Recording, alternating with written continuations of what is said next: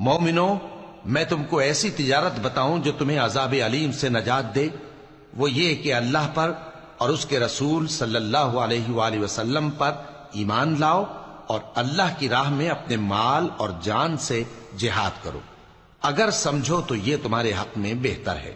وہ تمہارے گناہ بخش دے گا اور تم کو جنت کے باغوں میں جن کے نیچے نہریں بہ رہی ہیں اور پاکیزہ مکانات میں جو ہمیشہ کی بہشت میں ہیں داخل کرے گا۔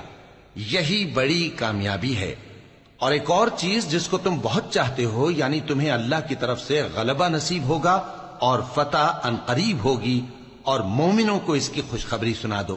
مومنوں، اللہ کے مددگار ہو جاؤ، جیسے عیسیٰ ابن مریم نے حواریوں سے کہا تھا کہ بھلا کون ہیں جو اللہ کی طرف بلانے میں میرے مددگار ہوں؟